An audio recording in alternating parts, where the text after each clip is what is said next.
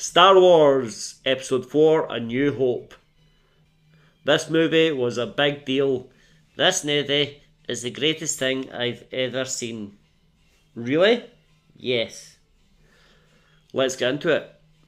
So Star Wars Episode 4 A New Hope from 1977.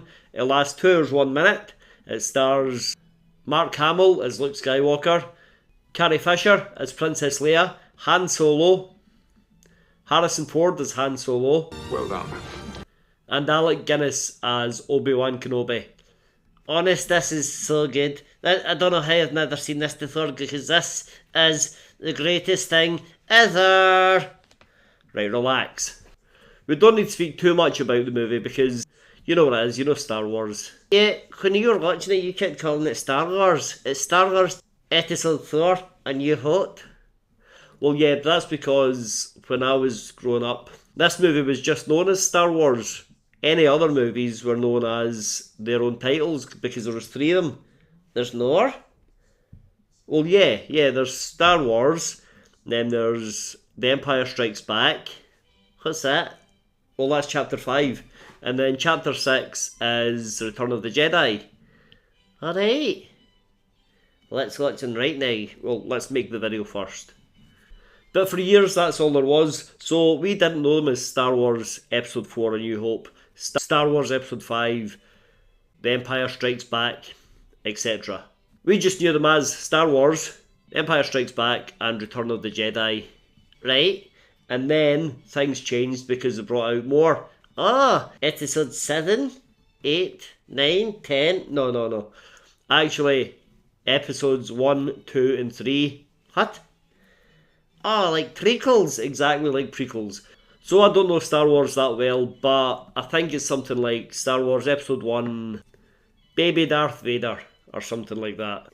Right, so there are 6. Well, actually, a few years after that, they brought out chapters 7, 8, and 9.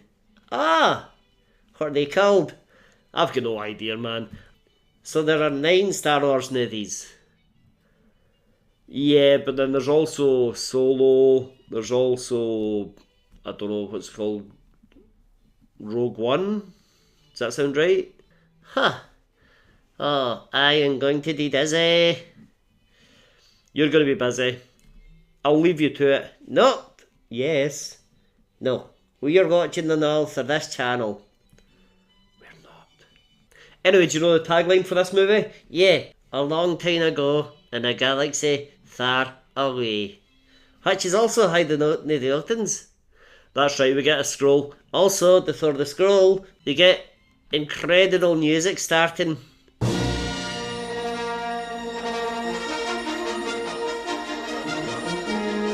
It's a time of civil war. Right, don't think too much about that stuff. Just enjoy it and tell us about the movie. When the movie begins, we see a rebel ship being chased by an Empire ship. The Empire ship open fire, and there's these 2 robots, right? They're droids. One's called R2-D2 and one's called C-3PO. C-3PO is like a big, tall, neurotic guy. R2-D2 is like a little dust-in that just beeps and loots and everything.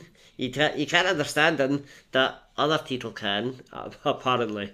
Nonsense. They run for cover, they go and hide because the Empire forces board the ship. Yeah, and the Stormtroopers gone, right? And the only thing I knew about Stormtroopers before I saw this movie is that Stormtroopers always miss. Well, not in this movie. They have excellent precision. Oh yeah, that's true. They come on board and shoot down every rebel soldier. And then the coast is clear for their master, Lord Vader. Who? Lord Darth Vader. We weren't going to get him confused with another Lord Vader, don't worry. But Darth Vader comes aboard now that the coast is clear.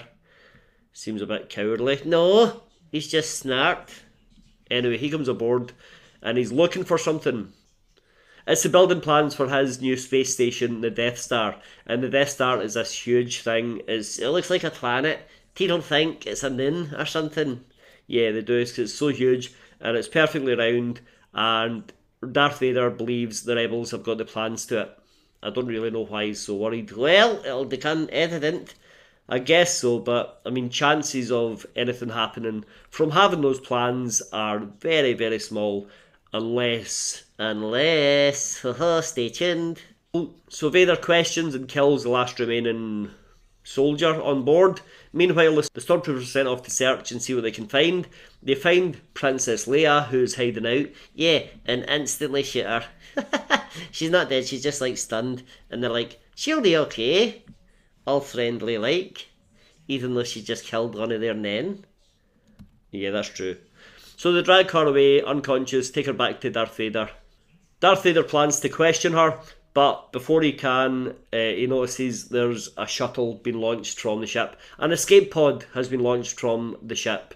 Yeah, and on board it's stated droids R2-D2 and C-3PO. And Darth Vader's like, I bet the plans are on board that escape pod. Track it down. Pretty soon we cut to a desert where the escape pod has crash landed. R2-D2 and C-3PO are having a little chat, a little argument about what way they should go. R2-D2 says he has to go and find someone. He has something to give them. C-3PO says forget it, we don't want any more adventures. So basically they split up. Yeah, C-3PO goes that way, R2-D2 goes that way, and then R2-D2 is captured. He's electrocuted and then captured by these little godlings. Yeah, these are Jawas, and Jawas specialise in taking scrap metal or old droids, or they're merchants basically. They take what they can find and then sell it from town to town. Yeah. So R2-D2's on this big carrier with all these other droids and broken bits of the kit and stuff. Also C-3PO is there. So they're reunited on there, and the Jawas take their trailer to a little town, very little. This is the smallest village because it's got one house and that's all. And this is the home of Luke Skywalker and his Uncle Owen and his Aunt Beru. Luckily, Uncle Owen is in the market for new droids, so he buys C-3PO. C-3PO decides, I better convince him to take R2-D2 as well, so they do that. I mean, he's kind of ready to abandon him until the little R2 unit that they do buy malfunctions, and then C-3PO says, well, what about that one? So, yeah, so he's like, right, take that one, I can sneak through. I didn't sneak up the Thor because I'm not that good a friend. I guess not, because at the end of the film he's almost crying when R2-D2 gets hurt. Even though he's a droid, right? Luke takes the two droids to clean them up and clean off their carbon markings or their rust or whatever else. Yeah, just like a little bit of general maintenance. And while he's doing it, he sets off a hologram, which is a message hidden in R2's unit. And it's a hologram message from Princess Leia. Also, while he's cleaning the units, C-3PO just will not shut up. Yeah, he's a little bit annoying. A little bit. He is so annoying. It's just his way. It's not just his way. Please stop talking! The message is, help me, Obi-Wan, you're my only hope. Yeah, so R2 tells Luke, looking for someone called Obi-Wan Kenobi. He makes it clear it's imperative we find this Obi-Wan Kenobi character. So Luke says, no, there's no one round here by that name. I wonder if old Ben Kenobi would know anything about it. How close does the name have to be for Luke to be like, I see. Anyway, later that night, R2-D2 decides, I'm off. And he sneaks off through the desert. He's going to find Obi-Wan Kenobi on his own. Yeah, and C-3PO says, we better go and find him. And Luke says, let's wait till the morning because there are too many sand people about. Sand people are also scavengers, but they're not traders. They're more like robbers and thieves and killers. Yeah. Nice guys. Anyway, next morning, Luke and C-3PO are like, right, let's get in the little Todd and go and find him. Right, and they find him instantly. And there are sand people around anyway. Yeah, that's right, so they might as well just gone last night. Anyway, Luke's knocked out. Not looking good for the droids. And then someone appears off the sand people. Yeah, it's a figure in a hood, just strutting across the desert. And he comes up and takes his hood down, and it's an old guy. It's an old guy. He introduces himself as Old Ben Kenobi. So he's saved Luke and the droids. And they have a little chat, and Luke says, "Oh, Ben Kenobi, we're looking for Obi-Wan Kenobi." And old Ben Kenobi repeats the name Obi-Wan Kenobi. Obi-Wan Kenobi. As if this is a person he's never even seen for decades. It's him, okay, it's him. He could have just been like, "Oh, no one's called me that for years." But he doesn't have to be like, "Oh, Obi-Wan Kenobi, that sounds familiar. Wait, that's me!" So they go back to Obi-Wan Kenobi's house. Yeah, quite a nice place, as these places go, I guess so. They play this hologram message that Luke found in R2-D2. Obi-Wan Kenobi says, well, I better go and help her. She clearly is in distress. I think I'm the man for the job. Also, Luke, I've got something here that your father gave to me years ago.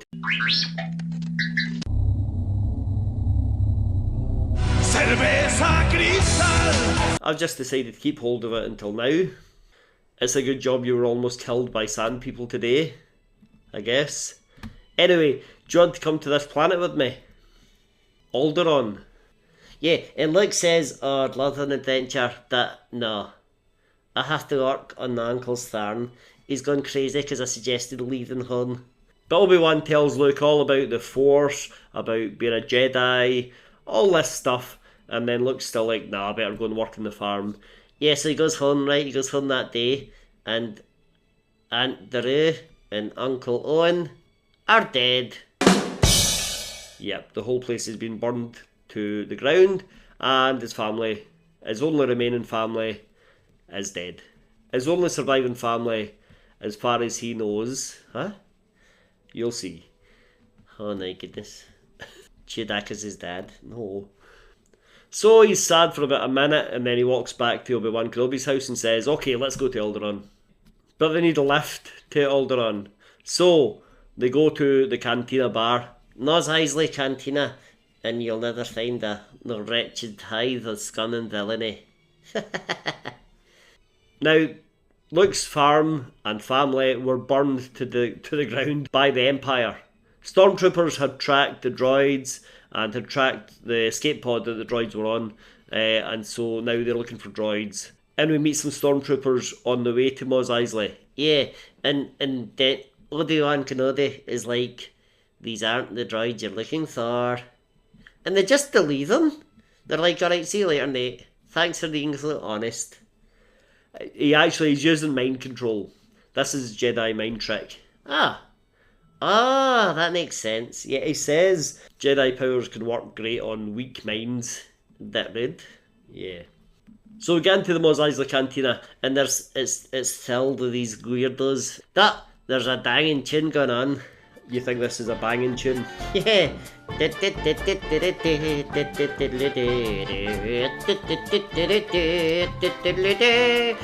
that's enough. That is quite catchy. So Obi-Wan and Luke meet Han Solo and his right-hand man Chewbacca, right-hand creature Chewbacca, and they strike a deal. They say, "Right, we'll give you this much money or credits or whatever it is in this system. You can take us to Alderaan." Deal! "That thirst," says Han Solo. "I just have to go and shoot a green alien." So he does. He stops for that. And then on the way back to the ship, he says he's got the fastest ship in the whole system. It's called the Millennium Falcon. Oh, cool name. Anyway, the Millennium Falcon is apparently so fast. When he's heading back to it, he meets an old enemy. Yeah, Jabba the Hutt. And Jabba the Hutt's this, he's like a big slug. Yeah, he is. Again, these movies have all been touched up by who? No, I don't mean touched up. I mean, they've been retouched visually. But when I first saw them, Jabba the Hutt was huge, and now he's about the same size as Han Solo. In fact, he's a bit shorter than Han Solo, and not that impressive. He basically says to Han Solo, "Right, you owe me money. This is your last chance. Go and get the money. Come back here and give it to me." Yeah, and then they never see him again. Well, not in this movie. Oh, I cannot wait. This sounds like a rich tapestry. I guess it is, but some of it's a bit of a slog. I refuse to believe that. So this gang, Obi-Wan Kenobi, Luke Skywalker, Han Solo, Chewbacca and the droids head into the Millennium Falcon and start to head off. Yeah, just as they're boarding, right, some stormtroopers see them because some long-nosed anteater person grasses them in and says, look, that's the droid you're looking for. So the stormtroopers give chase, and then it's a big chase through space that the Millennium Falcon really is super fast and manages to lose them. Meanwhile, we cut to the Death Star. On board, Darth Vader, his boss, whoever he is. Whoa, Grandma! Peter Cushing. They're talking to Princess Leia and they're saying, listen, if you don't tell us where the rebel base is, we're going to blow up your home planet. So she's like, okay, I'll tell you instantly. She says they're on Dagobah. Now, let's calm down.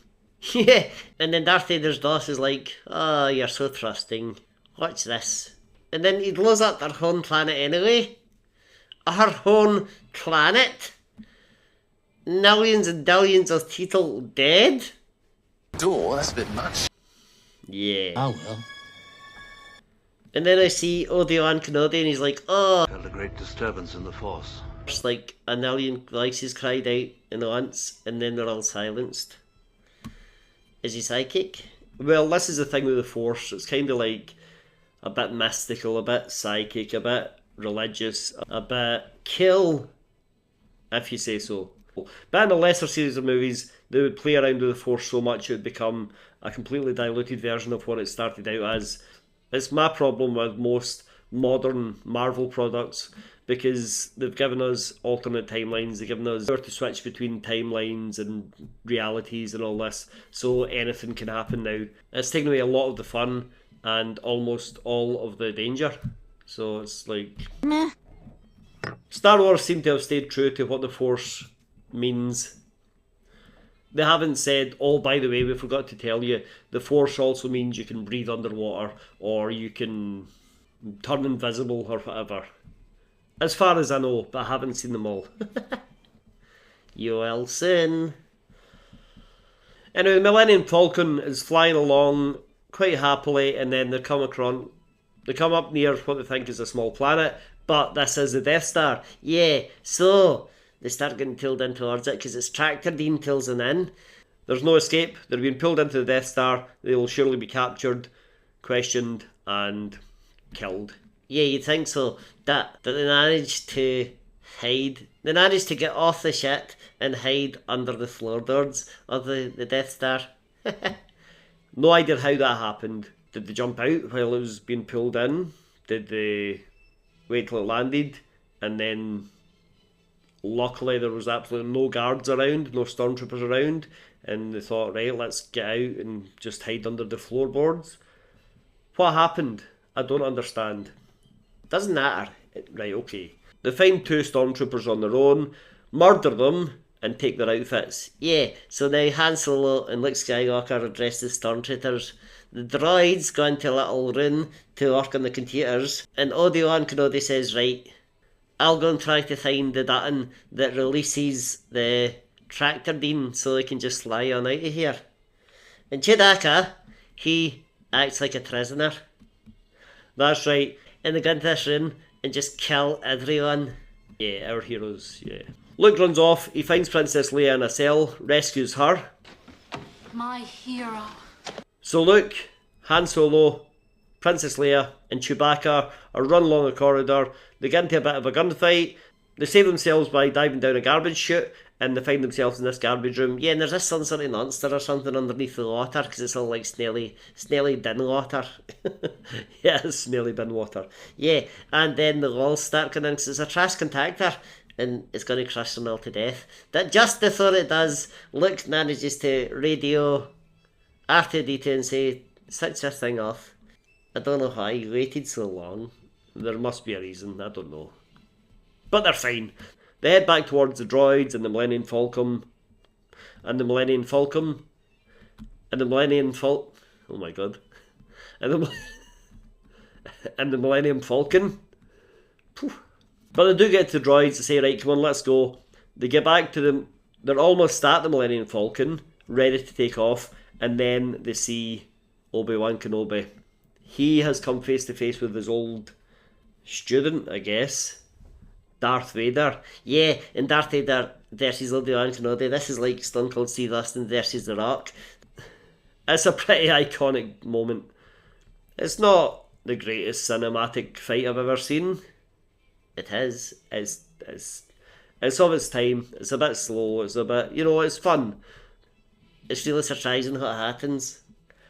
What's more surprising than what actually happens is that no one thinks, okay, I'll take my lightsaber like this, and then when the other guy goes to block it, I'll just switch it off, pass by his lightsaber, switch mine back on, and cut right into his stomach. I don't know why no one does that.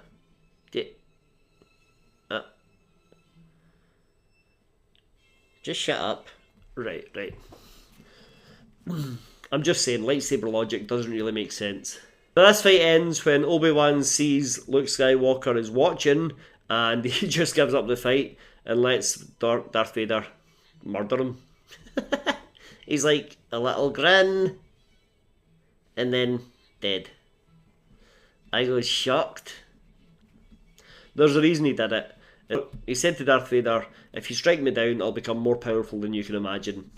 Yeah, I thought he was saying that to make Darth Vader say, oh, really? Well, in that case, strike me down. I thought he's trying to trick him. I don't think he's that sneaky. So Luke, Han, Leia, R2-D2 and C-3PO get on board the Millennium Falcon, and Chewie get on board the Millennium Falcon and fly off. They're pursued, there's a bit of a space battle, but our heroes win. Yeah, and they make it back to Yavin 4. Yavin 4, this is where the rebel base is. And suddenly everyone's in a big briefing room. All the rebel forces are discussing plans. They've got a blueprint for the Death Star from Princess Leia, as the guy calls her. Yeah, and they're like, right, there's one chance to destroy this thing. It's almost intentional, except for there's a tiny little hole about a metre large, and they need to fire it on right in there. It's 1,000,000 to 1 shot. It's almost impossible. Yeah, but Luke's in the back of the room saying, that's not impossible. I used to do that all the time. I used to shoot womp rats back at home. Poor womp rats? Yeah, poor womp rats. What kind of hero is this? Murdering little creatures. Anyway, he's pretty confident he can do it. So I don't know why he doesn't just go and do it. The whole force head out. They all get a little spaceship each, and they're going out to take down the Death Star.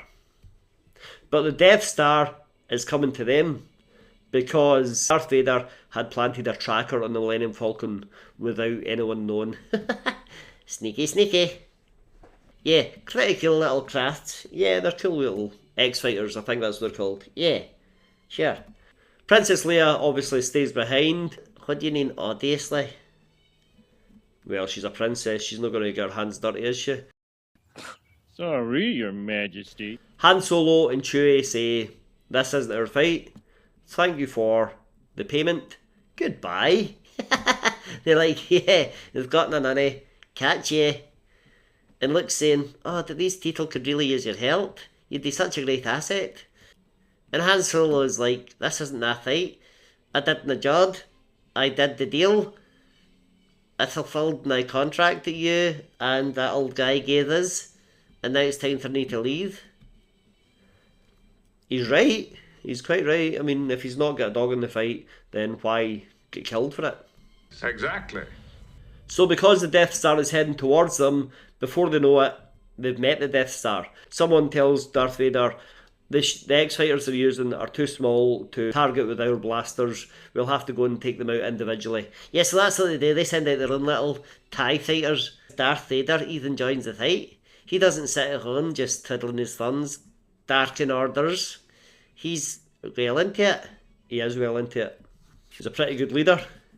So this last section of the movie is a huge space battle. All these little ships shooting each other. Yeah, and it's pretty evenly matched. Eventually, it comes down to like 3 of each. 3 bad guys, 3 good guys. Again, Luke's been saying the whole time, it's easy.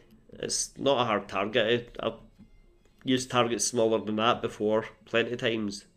So now it's time to put his money where his mouth is. It's his turn because Out of the 3 remaining crafts, one of them gets damaged and has to retreat and go back to Yavin 4.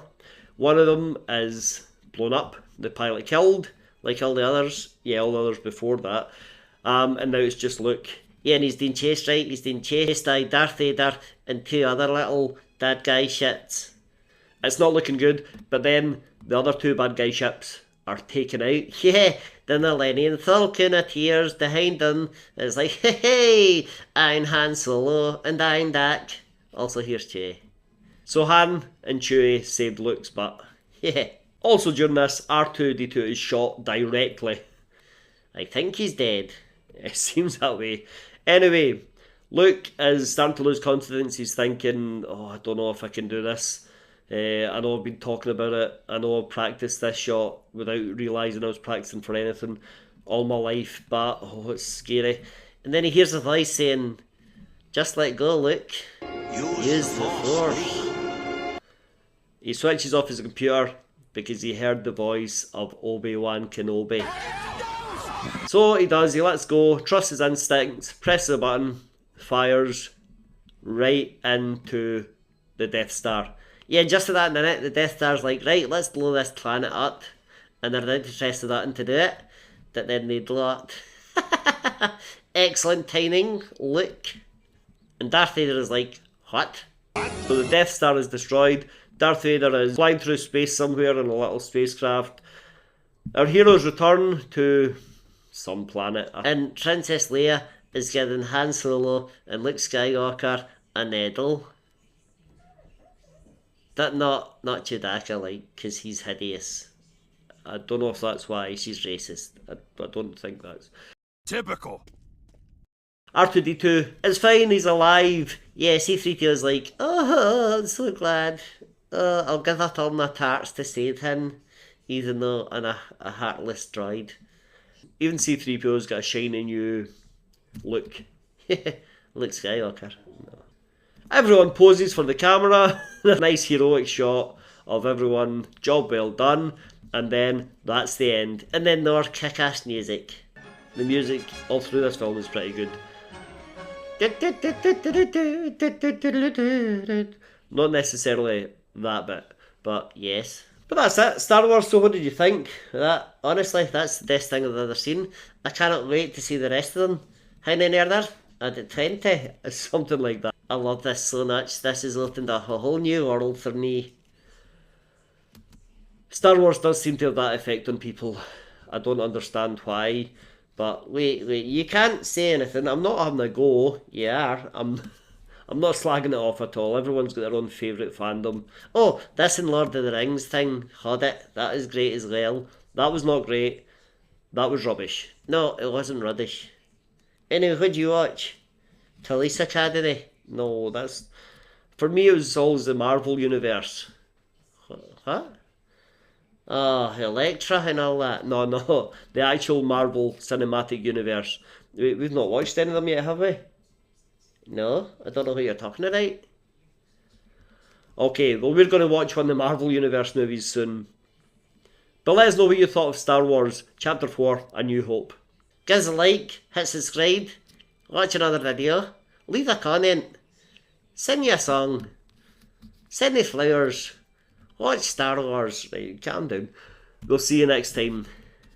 Use the Force, Luke.